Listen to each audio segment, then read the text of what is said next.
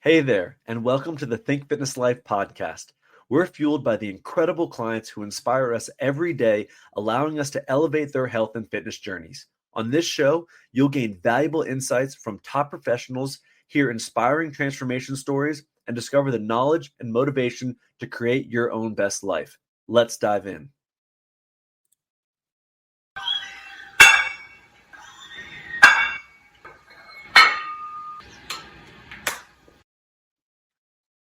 As someone who has continuously used therapy as a way to heal and elevate my personal performance, I know wholeheartedly that you cannot always read the label when you're in the jar. And that's why it's so helpful to have a professional in your corner to talk to. This podcast is sponsored by BetterHelp to provide our listeners with the opportunity to work with a licensed therapist from the comfort of your own home. Receive 10% off your first month when you sign up by going to betterhelp.com/TFL. That's betterhelp.com/T as in think, F as in fitness, L as in life. And remember, you're not alone. There are people out there who can help. All right, welcome back to the Think Fitness Life podcast. There's a big push nowadays to talk about supplements, and people hear it on the news all the time. What they should be taking, what they shouldn't be taking. Should they be more diet? Should they not be more diet? What helps the best way to help the system out? And as we get into the supplement realm of ever-growing world of peptides and new supplements coming out, let's call it greens, mixtures, creatine, all this stuff. This all has a place in our normal daily life if we are taking care of our health. And we have someone on today that's going to dive into performance medicine. Now, many people are going to think that, oh, we're going to talk performance medicine. We're automatically going to talk about athletes. But I think that gets really overlooked because the regular person, the average Joe, someone like me who was an athlete but still trains and works out and wants to be healthy, needs to understand performance medicine. It's not just for the athletes, it's for optimal living and health. Further ado, Dr. Gajer, welcome to the show. Thanks for coming on. Thank you so much for having me. I'm excited to be here. Yeah, in this world of supplements and performance medicine, what got you into performance medicine? Because honestly, I've never heard it kind of spoken that it's either, oh, let's dive into supplemental medicine or holistic medicine, but performance medicine, because performance is a great word. Yeah, thank you. Honestly, I've been trying to find a word to encapsulate what I do for a long time, and I've sort of landed on performance. I trained as an emergency physician. I worked in the emergency department for 10 years, where we just sort of try to patch people up. We try to put them back together and get them back to life. And I found that my body was getting really worn down in the process of working nights, of working a really crazy schedule. And I found that a lot of people had questions about their health that go far beyond, let's just get you functional. And it really got me interested in health and how do we practice medicine in a way to create a state of health rather than just the absence of disease. And when I started my practice about 3 years ago, I started working with people on this, and I started with a foundation of metabolic health, which is basically how your body uses food for fuel, how your body, whether it stores fat or burns it for energy. And I found that once we addressed that, people still had some issues. I started delving into hormone health.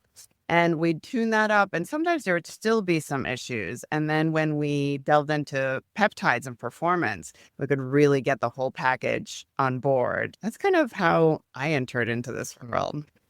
It's always fascinating because when people go get blood work, the average person, they do a full metabolic panel. But that's really it. There's never hormones to go along with it unless you request it. And I've always thought that it's kind of, I want to see the hormones. I want to see where my levels are at. And to be honest, most people have no idea what they're looking at when they're reading metabolic labs. And it can look kind of crazy to people. And I got to be honest, I think some regular doctors, just your general practice, they might not really understand or interpret some of the metabolic or hormonal numbers as deep as someone you are. And I think that's where this performance medicine really kind of takes the standard office visit, and it brings it to a whole nother level. When you're going over metabolic blood work, what are you looking for? What are the keys people can kind of pull and learn from it? Or if they're, okay, I have questions on mine, I'm going to go look at it. That's such a great question. And yes, I think a lot of what we do in medicine is just about trying to stave off bad disease, trying to keep us alive. But there's very few doctors that actually want to help you function at your optimal level, which we have this whole science of performance medicine now, and it's possible to give people the tools. And I think it does start with knowing your numbers, knowing your labs. Most basic labs, I think looking at if you get a complete metabolic panel or a basic metabolic panel, you'll see numbers, your glucose, and hopefully your fasting. And that fasting glucose is really important. It's a really important factor to tell you about your metabolic health. The lower, the better. Somewhere around 70 is probably optimal, but some people can get lower than that too. And once you start getting into 80s, 90s, 100, then your metabolic health is no longer tuned up the way it should be. Your liver is also a major guide to what's going on in the rest of your body. And the ALT and AST numbers are related to your liver function. Those start creeping up, and most of the time, doctors don't really pay attention to it until they're pretty high, but that can be a sign that you're not handling toxins the way you should, that maybe you're drinking a little too much alcohol, maybe there's some fatty liver going on, and there's some fat tissue infiltrating into the liver. So those are two really important numbers that you'll see on your basic metabolic panel that can give you a lot of information. Yeah, and it's what's interesting, because I recently had mine done, and my liver enzymes are high, and they've been high, and I've always, so I don't drink, I don't smoke, anything, and the doctor's always very confused of why they're elevated. And for me, I'm also questioning too. I know sometimes it can be related to physical exercise. Is that correct? It can, absolutely. Yeah. Sometimes if you time that blood draw close to a hard workout, then they're falsely elevated. They're just elevated because you just worked hard. And also the funny thing is when we have this conversation, my doctor and I, and they're, well, cut back on certain things. I'm like, well, I don't eat these things, or I don't do any of the stuff you said. And it perplexes them that why are they high? Now, in fairness, I did a stint of more of a fat adapted diet. My LDLs kind of rose. I could think that my liver enzymes were kind of driving up, but I changed that and they went down a bit, and now they're kind of a little up a bit. So it's going to be interesting to see, but we're just taking your thoughts on someone who's, when they're looking at that, you said drinking, poor dietary intake, and then what else can raise those liver enzymes that people be aware about? Yes. Your toxin load overall. We live in this toxic soup, especially in our modern world. And even if you are heating your food in plastic and doing that on a daily basis, you could be leaching some of those chemicals, and that puts a strain on your liver to try to detox that. Some people aren't. The way you filter your water can make an impact, whether you have an air purifier, and of course, processed foods. If you are eating a lot of processed foods, that can jam up the way your liver is working. Usually, if it is elevated, I'll get a liver ultrasound on a lot of people just to get an understanding of what we see there, because sometimes it can also be autoimmunity or inflammation. And you can be very healthy, and just because of this toxic soup that we live in, autoimmunity has become prevalent in our society. If you're otherwise really healthy and there's nothing else, you're not taking Tylenol 4 times a day, every day, you're not drinking alcohol, you're not eating highly processed foods, I think that ultrasound can be helpful to see what's actually going on there. Got one scheduled next week. Nice. So you're on. But it is, you mentioned toxins, and then obviously it's, some people will be whatever. But that kind of, it should scare people. You said not heating your Tupperware or plastic in the microwave. Like, that's one thing I see even from other trainers and coaches. And man, we've had this conversation, but you're still heating plastic up. I won't have anything heated in plastic. I think for me, it's everything's glass and metal. Absolutely. And I'm neurotic about it. Yeah. But you don't think about the toxins in water or what they're getting from their environment that's kind of being kept in the body. And that will signal metabolic dysfunction. Absolutely. Yeah. And the plastics that you talk about, I mean, I think that's particularly important for men. And we've seen this major decline in men's testosterone. I'm sure you've heard this statistic that Yeah. men today at 40 years old have average testosterone level of a 70-year-old 30 years ago. We're just seeing this massive overall decline, even in healthy men. And I think a lot of that is related to the microplastics and to some of those toxins that are in our environment. And that's a big thing. I think some of my friends they'll read the study or hear it and be like, well, it's declining naturally.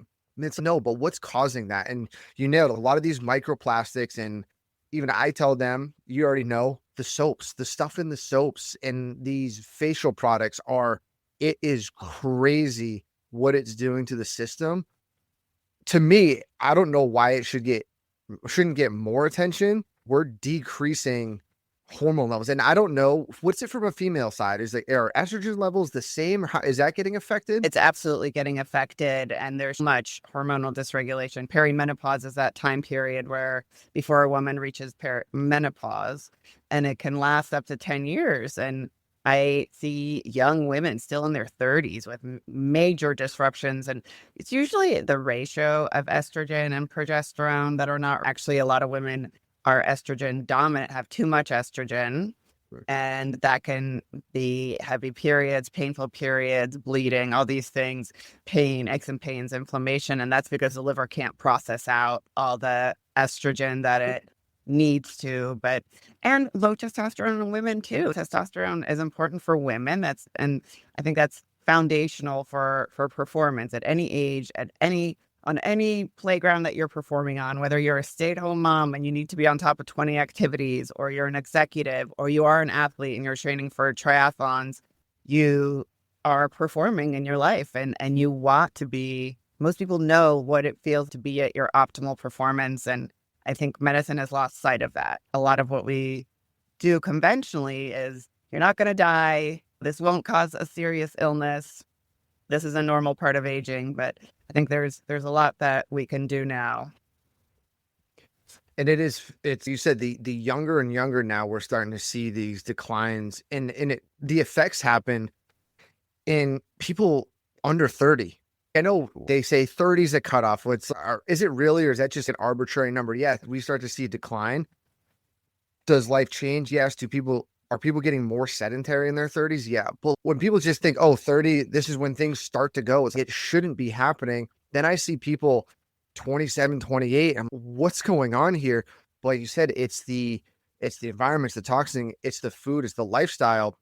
And then that brings to, we look at metabolic, but then you got to look at hormone profile. There's a lot of times when people, oh, I don't feel good. What are their hormones doing? And for you, when you look at hormones, we'll talk men and women, what are you looking for specifically for this performance medicine when you go into your protocol? Yeah. We'll start with men because men are easy. They just have one. Well, we are. No, we don't have a cycle. It's simple, it's right? true, exactly. That's the one thing I think a lot of people don't understand. We're simple. We don't have a cycle. We can have highs and lows. Women, you have cycles. It's a completely different organism. Yeah, women, it's a roller coaster ride. But for men, of course, we think about testosterone. And I'll talk a little bit about testosterone. But in addition to that, I will also check men's thyroid, and not just the TSH, to make sure that that is in range. I want to see if you have any thyroid antibodies, because that's the most common autoimmune disease today, is autoimmunity against your thyroid. And some men actually have circulating antibodies against the thyroid, and they have some subtle symptoms from that, even if the main thyroid numbers still look okay. I'll also look at IGF-1, which is insulin growth factor 1, and that's a surrogate marker for your growth hormone production. We make a lot of growth hormone as children, and that causes us to grow tall, but we do continue making it throughout adulthood. And for some men, that can get pretty low, and you'll also feel fatigued. It's very difficult to put on muscle. sleep suffers. There's a few different hormones. And I look at fasting insulin as well, because I think that's a great marker for metabolic health. I have fasting insulin to be around 6. I think that's pretty much ideal. If it's higher than that, it means that you have some level of insulin resistance. And when I think about hormones, that's the absolute foundation. We have to address your insulin resistance first and get you eating real foods, get you strength training, building lean muscle, all those good things that will improve insulin resistance. If the insulin is okay, the thyroid's okay, the IGF-1 is okay, we focus on testosterone. And most men feel best when they're in the upper 1/3 of the normal range for testosterone. And I try to avoid testosterone supplementation in men who are younger than 45 or 50. And what do you mean by testosterone supplementation? Yeah, giving T, testosterone injections or cream. Okay. And that's not a hard and fast rule, and there's a lot of young men who have low testosterone. Mhm. And you mentioned that you were eating a high fat diet, and that's actually really important for keeping your testosterone nice and healthy. There's a lot of men who want to be lean, who are cutting, who have completely cut out saturated fat. And they're very surprised when they see that their testosterone is completely tanked, that it's down in the 200s. And usually, if we get men to get rid of plastics, if we get men strength training, big compound movements, if we add fat back into the diet, get them sleeping, manage stress to some extent, we can raise that testosterone 200, 300 points. And then we'll see where we're at and see whether we actually need to think about supplementing testosterone, which means giving you T, which there's nothing wrong with that, but it does suppress fertility.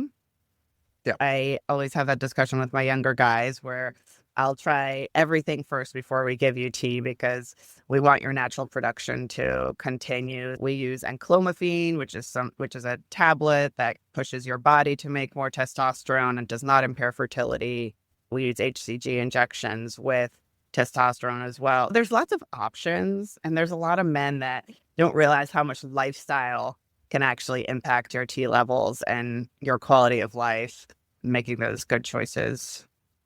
Yeah, there's a lot of people that are very quick to see that, oh, panic, I have low testosterone. And then they're like, well, I need HRT. I need to go on this stuff, where, like you said, and then there's even herbal supplements that you can use to help enhance all that. Just some of your standard vitamins and zinc and magnesium can help all that stuff. But the big thing you mentioned is diet and exercise. Are you doing the things to drive your cells to be able to create that, not just say, hey, we'll go on this and it's an easy way out? It's of course you have to put the work in to drive that. And you could be, let's say you could be taking testosterone or steroids, but then have everything else in your lifestyle be crap. Are you actually doing any good? Probably not. Yeah. Yeah. And then you miss an injection and you fall flat on your face. And Oh yeah. yeah. And sleep is also foundational for testosterone production, both testosterone and growth hormone. Each hour of sleep that you lose, you will decrease your T by 100, 200 points. Wow. Just getting enough good sleep, restful sleep, no screens, no lights, can do wonders for men's testosterone. And you mentioned insulin, and I always have a big question now, because I think GLPs are very popular. What is your take on GLPs? Someone's, hey, you need to do this, this, and this. What if I just do a GLP to lower insulin? But what does that do to the hormones? That's a great question, too. I think our long-term goals for everyone is to not be insulin resistant and not need a drug. Now, some people come in and their body is such a mess. They're 100 pounds overweight and they don't have the energy to get up and go to the gym, and it's really hard to get started. I will use the GLP-1s as a tool to help you make the other good choices that you need to do in order to get your body in order. I like to use the lowest effective dose, and we make our clients work with us on health coaching during it. If you're not willing to make lifestyle changes, if you're not willing to eat differently and work on your overall health, it's probably not worth it. And I don't feel good prescribing it. We have a pretty intensive coaching program where I have 3 health coaches in my practice, and they meet with people every week while they're on it. And we use it as a tool. If you're going to take it, it's going to be a tool to help you make those choices that rebuild your body. And we'll use it at the minimal effective dose for the minimum period of time until you've built some of those habits. And then we'll back off of it very slowly and make sure that you do not become insulin resistant again.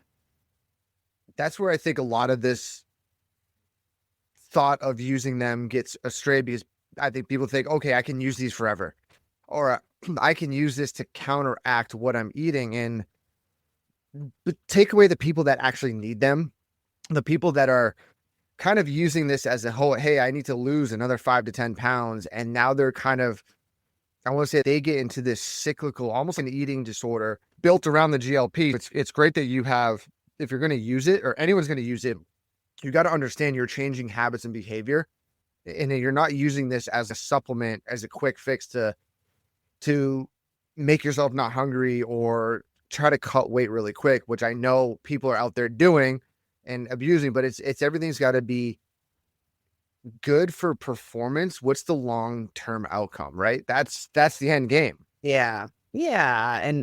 And of course, the biggest asset that you will have in this entire process is muscle for performance. And when we talk about performance, that means athletic performance. It means cognitive performance, which means the way you think, the way you focus, how your energy is throughout the day. Are you having a 3:00 crash? Are you needing to take a nap during the day? All of that for me is part of performance. And your muscle is your biggest asset. The muscle is actually an organ in the body, and it sends chemical messengers called cytokines to other parts of the body that are anti-inflammatory, that manage your insulin levels, which insulin, we've talked a lot about insulin. The big thing to remember about insulin is that when you put out insulin, it tells your body to store fat. All the food that you're taking in, rather than using it as fuel and energy, your body gets the message to store fat. We don't want high levels of insulin. And again, having healthy muscle is extremely protective for that. I think the goal is to build good habits and also to build up muscle. Everybody, women, children, elderly, everyone should have muscle.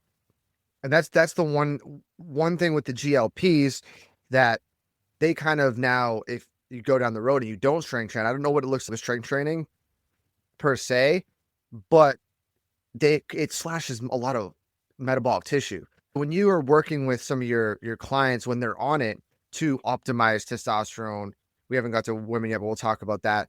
What is your kind of protocol with it? Because it's one thing that's going to combat it, but I assume you teach them to eat healthy and get good qualities, healthy fats in, protein, because you need to also build that muscle mass back. Yeah. And my approach to weight or body composition is always to build you up rather than to try to get rid of every ounce of fat tissue. But we do body composition scans, and my goal for people is usually to increase muscle and decrease fat. And we're pretty successful in that.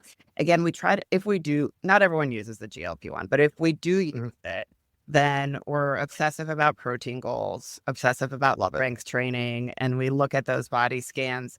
We check in every week. We do a body scan about once a month. We want to make sure we're not losing ground on muscle, because just you said, if we do, that weight will just come back. You haven't gained anything. You just took another ride on the roller coaster of yo-yo dieting, and that's not what we're after. I think it's only worth it if you're willing to commit to eating enough protein to actually build muscle. You need to eat enough food in order to build muscle and stay lean. And even while losing fat, we are very adamant about having people eat enough food, and just, if we are using the GLP-1s, using a dose that's low enough that allows you to get in the amount of food we want you to have in order to have the micronutrients and the macros to gain muscle and keep it. That's the thing that I think a lot of people don't understand, is to put on muscle mass, or to put a lot of muscle mass, or even a bit, you need to eat. And it's not like you have to eat crazy amounts of calories. Let's just start with protein. You have to eat a pretty good amount of protein per day to be able to drive that metabolic process. And a lot of people that we talk to, they can't conceptualize when you tell them how much protein they actually need, and they're, wait a second. When in reality, they start eating that much, they're not going to have a lot of room or appetite for processed food or other garbage. Absolutely. Yeah. Protein, just the amount of energy it takes to break down protein burns calories and makes you full. And surprise, surprise, makes your body secrete GLP-1, whole thing we're taking the drugs for. There are natural ways to get that up. And yeah, people are often shocked with how much we want them to eat, especially how much protein. But I think anything that's going to be long lasting, you have to invest in your nutrition. You want to be building up, not breaking down. And the one thing about protein, they say it's metabolic. It's metabolic to break down in the system.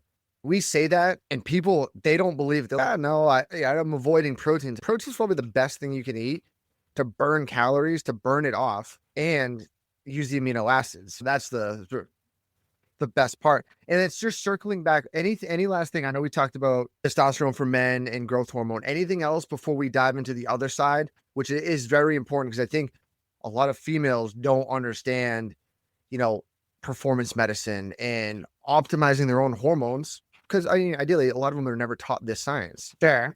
Yeah. And before we leave men, I'll just say that, again, that there's ways to get testosterone up without necessarily taking tea. And your insulin resistance, insulin balance really matters. And growth hormone, I don't replace growth hormone because it can cause a bunch of issues with heart problems and things like that. But we have peptides that can increase growth hormone levels. And for some men, those are really a game changer too. There's a number of them, men and women. There's Somorelin, CJC125, and Ipamorelin, Tesamorelin. They all have crazy names.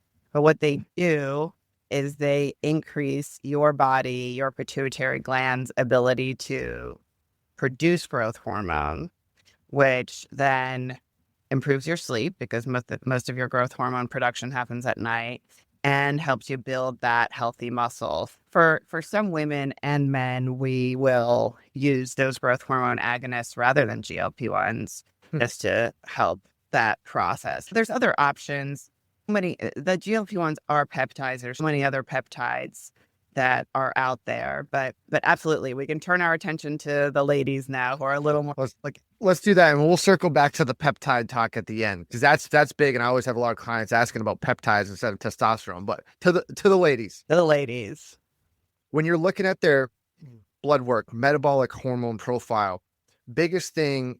I mean, as a guy, I'm going to look at vitamin D and testosterone. What do females look for when they're going for a checkup out of just arbitrary thought process? Sure.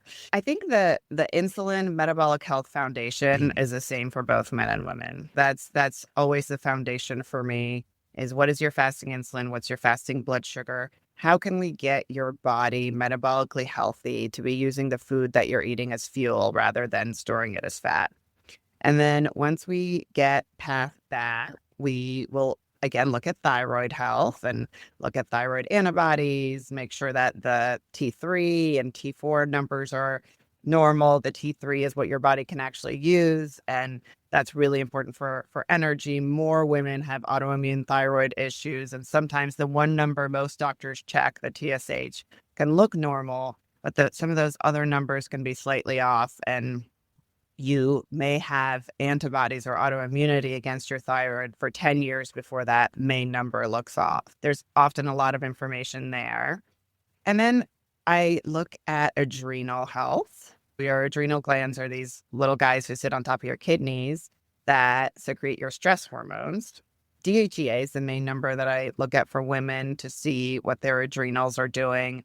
A lot of women are burned out, especially in that perimenopause time period where we've developed a career, maybe raised children, and there's a lot of burnout going on. And then we come to the sex hormones, estrogen, progesterone, testosterone. And I look at IGF-1 also in women. That's the same as in men. But the estrogen, progesterone, testosterone, I guess we start looking at them probably in the early 30s. Most doctors will tell you it's not worth looking at them because they change much during the cycle.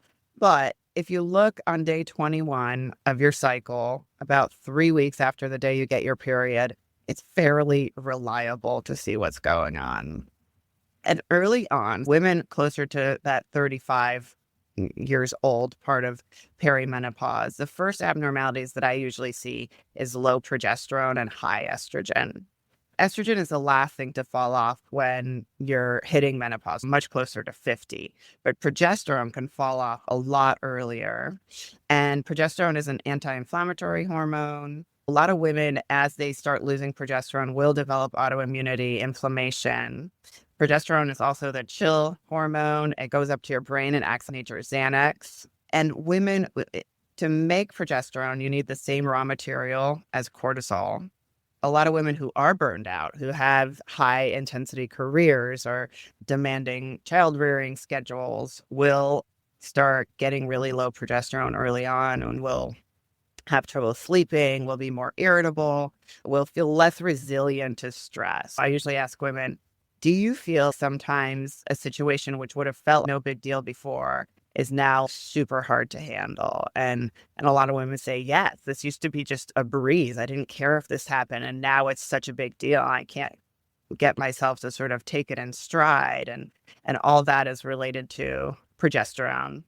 And then, of course, testosterone, too. And for the same reason as men, women burn through their testosterone. We actually have more total testosterone in our body than estrogen. And it's really important for our drive. And not just sex drive to go out and be social and do our jobs and take care of children. Just overall drive is really important for testosterone as well as muscle mass. And a lot of women are as early in their 30s are low in testosterone. When someone gets low progesterone and has these, they come to you, what's kind of, I know you're probably going to say, I don't give direct progesterone, just testosterone. What's kind of your methods for performance medicine to get those levels to come back, to help them feel better and help cortisol levels and help all that stuff? Yeah, the foundations are pretty similar. We start with metabolic health, trying to get women to start eating whole foods. And in that perimenopause time period, we tend to hold on to more weight. And for a lot of women, the things that used to work to kind of burn the 5 extra pounds that were hanging out stop working. A lot of women start restricting more and more. And we see a lot of cardio queens who are hitting the treadmill for an hour a day, and that's depleting them further. I try to get women to, again, eat to nourish their bodies rather than try to get them smaller. We want some healthy fats for your hormones to actually work. We want you to be strength training. We want you to be eating enough calories to get all the micro and macronutrients that your body needs to work properly. That's really the foundation. I try to get all my ladies strength training because that's also another foundation to keep the hormones working. But progesterone is actually bioidentical progesterone. Is very safe. And I do supplement it for a lot of women and they feel a lot better. I would say it's kind of funny with progesterone. I'd say there's about 30% of women who are, this is a complete game changer. My life is transformed. And then about 30% of women are, it's pretty good. And 30% of women are, I don't know if I feel a difference. It's not the magic bullet for everybody, but it's very safe. It can be started early. Whereas estrogen, we really hold estrogen. We wait to give you back estrogen until you've actually transitioned into menopause, which means you're not making your own anymore, because there are some potential risks with estrogen if you're still making your own. But progesterone and testosterone can be given pretty early. And for a lot of high performing women who are raising children, women who are working high intensity jobs, it can make a huge difference in the way they function. I find it's great. And I ask these questions and we can laugh because we know the answers that it's going to be getting your diet foundation solid and strength training and doing the exercise. A lot of people, when they hear these questions, they're waiting for you to say some sort of, oh, just do this, go take this. And that's why it's ingraining it into the listeners to say, hey, this is it's a habitual thing. You need to take care of the same for you and I, foundation of good eating, strength training, and workout. Then you can start implementing other layers, because there's not just this single magic thing that you can take. And I'm sure from the 30% of people that go on progesterone, yeah, I really don't feel it.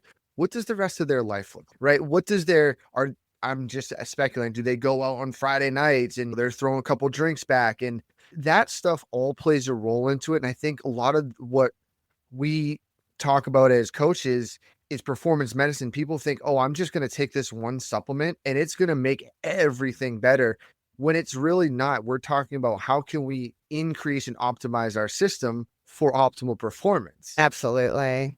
Yes. And I think most of these things, the hormones, the peptides, I usually think of them as tuning your body in to do a better job of listening to your inputs. But your inputs, you got to do that. I can't go home with you and make you a plate of the food and make sure that you go to the gym or riding your Peloton. You have to do that. The supplements, and we have amazing technology now, but all they're going to do is tune your body into the inputs that you're putting in. And I talk a lot to both men and women about, I think we used to have this mentality looking at the older generation thinking, oh God, I hope I don't end up that when I'm old. But we had total control over that now. You're training in your 40s, you're training for your 60s. In your 60s, you're training for your 80s. And what you do in your 30s will determine what you look, what you feel, what your quality of life is in your 60s, 70s, 80s. We're definitely investing in today but much more we're investing in those future decades and to see what our life is going to look like. And that's where I would assume for you, performance medicine really takes that look and questions, help people question that thinking. Oh, why do I need to work out today? Or because we all have short-term goals, but people aren't looking at it long-term from the body aspect of it. And I think that is very important, because people can't see what they're doing now is going to impact 3 to 6 months, and then further and further and further, especially when we're starting to talk about years and decades. You're setting the basis for that. And with a lot of the performance medicine, we talk about supplements. I always get this idea that people think that it's, oh, this is a quick fix. This is a gas station stop. And they don't want to kind of really listen to what you just said about the foundational and building that and having those habits, because you got to build it and then you got to keep it. I think most people think, oh, I can come on and off, or I got to take this supplement first. But I'm sure you have people come in looking for certain things. I have clients that, oh, well, should I take this, this, and this? I go, let's look at their lifestyle first. No. Yeah, absolutely. Yeah. The foundation is foundational. I had this one client who I mentor and coach, and she's got another client, and he was asking about, what's it, testosterone, the peptide, and he goes out and he parties every weekend, almost every night, and other life choices. And I said, they were asking me, first of all, I'm not going to say yes or no. They're asking me my opinion. I said, if he doesn't fix his lifestyle, there's no point of going on anything. I would even say even creatine at that point, you're just going to be wasting it away. But that leads me to talking about peptides. They're becoming very, very popular. One of the big ones, BPC 157. I know you mentioned a couple other ones. There's more geared towards helping muscle mass and stuff. What do you guys use in your practice, and how does that tie into performance medicine and making the human organism more powerful? Yes, great question. I work with a lot of peptides. There's probably maybe 20 total, but I'll give you a few highlights. And there's a few that people have heard of. And just to go back to the lifestyle for 1 second, people sometimes get scared or overwhelmed, where I have to change my whole life, quit my job, and just work out all the time. I think small, healthy choices, little building blocks of doing positive things for your body, they add up. And over time, nobody's perfect, but over time, if you're doing what's good for your body 85% of the time, it will get you there. When it comes to peptides, I think one that's probably one of the most popular ones is BPC 157. And that stands for body protective compound. And I've seen incredible results with BPC.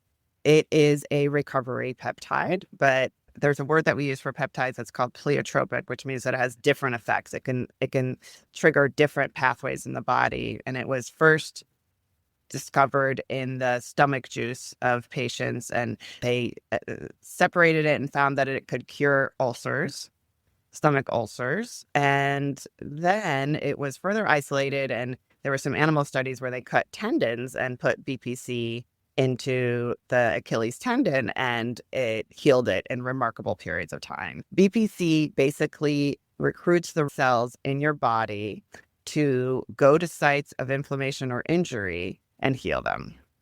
I've had a lot of clients, patients who deal with a lot of inflammation, where they are hypersensitive people to these things in our environment, and weight doesn't want to come off, and they feel sluggish and tired.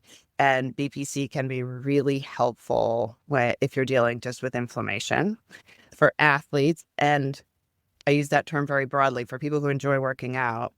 So as we get older, sometimes it takes longer to recover, and it's really hard to get back to exercise. And BPC really helps with just rehabbing your muscles and helping you get back into movement and keeping you active. It's usually done, most peptides, pretty much all peptides, are done in short bursts of time. BPC you can do for about 4 months, and then you should take 2 months off. And a lot of them are much shorter than that, but you will get the benefit for doing it for a short time and get some cellular healing. BPC is a really cool one. I think it pairs beautifully with some of the growth hormone promoting peptides. They have a lot of different names. You mentioned tesamorelin. Tesamorelin is a growth hormone producing peptide that, again, helps your body make more growth hormone, but it also targets visceral fat, which is fat around the organs, which are super cool because that's what we all want to get rid of. All want to get rid of that fat that's sitting around the spleen and the liver. And that we have subcutaneous fat, which is the fat under the skin, the rolls. You can grab that. And then the visceral fat is the hard fat. You can't grab it, but your belly might be a little distended, or the classic example of it is the beer gut. The men with the beer belly. It's not rolls, it's hard, but that's all visceral fat. Tesamorelin is actually FDA approved under the name of Grifta. And it was trialed for HIV patients who had this visceral adiposity or fat around the organs from a drug that they were taking. But it's very safe. And when you take that together with BPC, BPC also upregulates your growth hormone receptors, which means that your body gets more in tune to responding to any growth hormone that you're putting out. You get quicker recovery. You put on muscle a lot easier. Your body composition changes. More of the fat gets turned into muscle. And both men and women tend to feel they have more energy. They have better sleep because that growth hormone during the night improves sleep. A short course of that on a foundation of healthy habits can be a real game changer. I think that's the cool thing is as we start to do more reading and more research, peptides is where the name of the game of performance medicine is going. We're starting to see these peptides come out. And I remember when BPC 157 came out, there was a lot of skepticism of it. Now you can start to find it online. There's a couple companies that I've met with that they have tablets of it. Is it chewables? Some are doing, sublingual of that stuff, which is really cool to see that stuff. Yeah, it's interesting. Yeah, and I didn't mention the gut healing, but it certainly can heal reflux and tighten the junction of your stomach and your esophagus where the acid often pops up. And that's what the oral versions are good for. Most peptides are injectable, and there's injections that go under your skin. And you do have to be careful about where you're sourcing your peptides. There are good companies out there, but there are some companies that are not following sterile procedures that will have something called endotoxins in it that can cause a lot of inflammation and cause more harm than good. They can be really powerful, but you have to make sure that you're talking to someone who actually knows what they're talking about. Yeah, because you don't want to please don't just go buy it off the internet. I've heard there's stuff coming over from overseas, China and stuff that's really not even top quality. Yeah. If you are interested in peptides, you've got to find someone like you or someone who knows what they're doing. Yeah. And a few others. I think those two are very cool in terms of improving body composition, sleep, energy.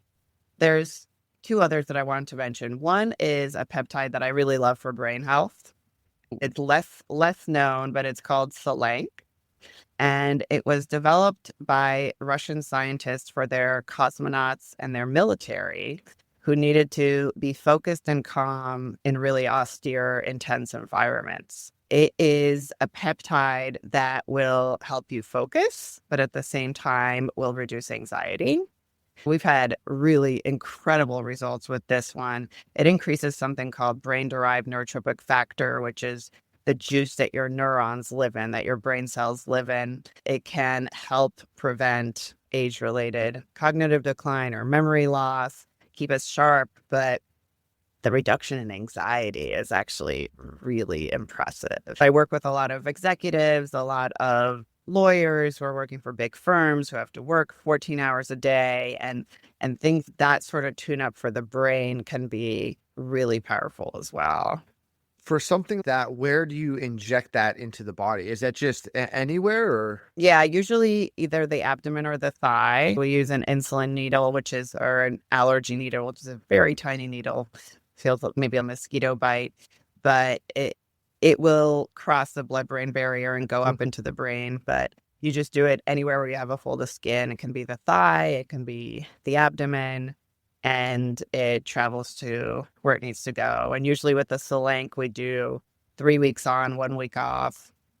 And the results kind of last. Some people will do 1 cycle and they'll feel great. Some people will do 2, 3 cycles and they will get a benefit. Maybe the next year they'll come back and do another cycle. But the peptides are exciting because it is regenerative medicine. It's cellular medicine, and it can tune up your cellular functions and what your body is doing. Yeah. And just, I want to mention, just explain what peptides are, because people hear peptides and I think they freak out and they go, oh, what are these? Is this a steroid? What's going on here? But I know we've talked a lot about it, but just explain what peptides are and what makes them up. And then people are going to be like, oh, okay. Yeah, exactly. Peptides I usually think of them as somewhere between medications and supplements, but they're chains of amino acids, which is protein. That's it. The protein that you eat. When you take a Tylenol, the Tylenol does its thing. It helps your pain go away. And then your liver has to detox the byproducts and get rid of it. When you take a peptide, it just breaks down to those amino acids, and it's you ate burger without the calories. The breakdown doesn't involve your kidneys or your liver. You don't have to tap into those systems. And peptides actually last a very short amount of time in your body. They're kind of, if you ever played with dominoes, I might be dating myself here, but it's pushing the first domino and then watching the rest of them fall. The peptide just knocks over the first domino and then it can disappear and go away, but it set a pathway into motion that is causing something positive to happen in your body, whether it's increasing that brain-derived neurotropic factor in the brain that calms you down and helps you focus, or it's producing more GLP-1 that makes you less hungry and taps into fat stores, whether it's stimulating that growth hormone pathway. Generally, it just basically knocks over the first domino to tap into something that your body could naturally do, but maybe it's slowed down because just like hormones, we do stop producing peptides as we get a little bit older. Our bodies evolutionarily were made to work at their peak as long as we are during our reproductive years, our fertile years. We were designed to reproduce and die, and now we're hanging out a little bit longer, and we need a little help to optimize ourselves after that fertile period is over for some of us. And that's what the beauty of this performance medicine is. The second peptide you were mentioning after the brain one. Yeah, there's another one that that's called MOTS-C. And it's spelled MOTS-C. And that is a mitochondrial peptide. The mitochondria is the energy center of your cells. Your mitochondria basically takes food and creates energy out of it. And our mitochondria wear down as we get older. Again, the things we're exposed to, wear and tear, just aging wears down our mitochondria. That's why you see kids and they have boundless energy and you're exhausted just looking at them. And then you see someone who's 70 years old and they certainly don't look that. They're not bouncing off the walls. And that's because their mitochondria are functioning differently. MOTS-C is super cool because it basically rehabs your mitochondria and turns up the volume at which it's able to work. People feel mentally clearer, they have more energy. There's also some fat burning with MOTS-C. We usually keep that to a 1-month course. It can be done every 6 months if necessary, but you only need to do it for a month and you get a real tune-up from your mitochondria. You'll lose a little fat, your skin will look healthier, you'll find you're waking up easier, and people get a lot more out of workouts because our mitochondria are really important for both strength workouts and endurance. That's another one I think is really cool. And I think there's a natural progression as I work with patients, we usually focus on the metabolic health and then the hormone health and then some of the performance. And then naturally, it kind of translates to longevity where people are functioning and they are finally feeling good. And it's now the goal is how do we keep you alive and healthy as long as possible? And I think MOTS-C is one of those peptides where we're entering the realm of let's prevent disease, let's tune up our cellular health long term. And then for that would just be a couple cycles some person needs, or how often would someone want to go on or need to go on it? Yeah, it's 1 month where you do it 3 days a week during that month, and it can be done every 6 months. But some people just do it once a year, and that's enough as a little tune-up.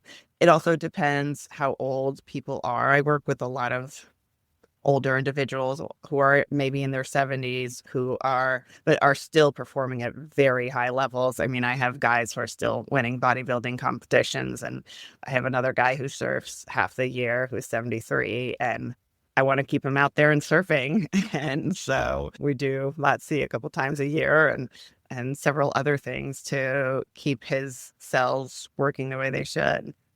And that's really what any of us are looking for is that ability to have that performance and I would say youthfulness as we get older in age. I think there's that, you said that earlier, the generation, this should just happen. I should retire. I should just start slowing down. It's like, no, you have people that are absolutely not slowing down. And then we are in a great time because we have these peptides, these molecules that are allowing us to, you said, basically kind of jumpstart our system if we need to and get a little bit boost to increase that performance of longevity. That's the coolest thing about what you do. And I think people are always like, oh, well, it should start slowing down for. It's like, no. We got people late 60s, 70s still absolutely being machines. And the whole thing is changing. The thing is, we just need to get people more educated on, hey, you can do this longer if you do X, Y, and Z. Exactly. And keep on top of it. That's exactly right. You have to use it or lose it too. Just You said, don't ever give up your activity. Don't think it's time to slow down. The more you give up, the less you'll get to keep. There are ways to keep us active, but when I talk to my patients, most of the time we're talking about how I want to do everything I can to keep you doing the stuff that you need to do. I want you outside. I want you doing whatever you love that keeps you active, keeps your muscles healthy. And it's all connected. Brain health is also almost entirely dependent on your muscle mass and the amount of exercise you get. And we just have so many tools. We don't have to just fade into old age. Prior generations might have. There's a lot more that we can do now. And I'm sure your clients and myself, you kind of get excited when you hear about this and you start taking some of these supplements or taking these peptides because you kind of know what you're turning on in the body. You're like, okay, I'm kind of making my body into this kind of bulletproof machine, and add training, add nutrition on. It gets me excited to try different supplements, or, hey, let me talk about peptides, or let me think about doing this. And you start and you feel the side effects in a good way. It's not overnight, but you can feel the recovery. You can feel being better. You can feel more energy. And you're like, okay, this is what should excite people, to be able to listen to this and be like, I want to reach out. I want to start looking into different peptides, different hormonal stuff, different blood work opinions to drive overall performance. Yes. Well said. I know we're coming up on an hour, and I always respect people's hours time. As a coach, I know everyone's got a schedule. Anything else that you want to touch on? I think that we've touched on a lot of things that we need this foundation of metabolic health, and only you can do that. That you need to keep moving, keep your muscles healthy. That's going to protect your brain health. That's going to protect you from cancer. And it's not just about looking strong or feeling strong. It's about what your life will feel 20 years down the road. And that you don't have to be perfect, but we have a lot of power in investing in our health and what you'll feel in the quality of your life in 10, 20 years. Absolutely. And we as coaches thank people for doing what you're doing to allow us to talk about it and then allow people to get the best treatment for performance medicine. Where can people find you on social media, Instagram, website? Where are you located? We are located in Virginia. We have 2 offices in Northern Virginia. We can see people through telemedicine throughout the United States. The website is thegajerpractice.com, and that's spelled Gajer, and it should be in the show notes. Instagram, we are at the Gajer Practice, and on our website, there's a button to book a free intro call, and anyone can do that, and we can just have a chat about what's possible and how we can work together, what your goals are, and how we can best accomplish that. Because my mission is absolutely to revolutionize medicine and to give these tools to as many people as possible and help people feel good and function at whatever age they are. Love it. Well, we appreciate you coming on. Matt Gluckman and Eric Menchie here from Think Fitness Life.